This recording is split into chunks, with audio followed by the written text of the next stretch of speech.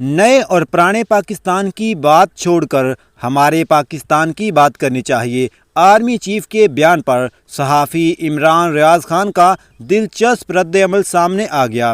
Army chief نے کہا کہ پاکستان کے پاس وسائل اور افرادی قوت کی کوئی کمی نہیں ہے۔ آرمی چیف نے کہا کہ عوام کے منتخب نمائندے منزل کا تعین کریں۔ پاک فوج پاکستان کی ترقی اور کامیابی کے سفر میں ان کا بھرپور ساتھ دے گی۔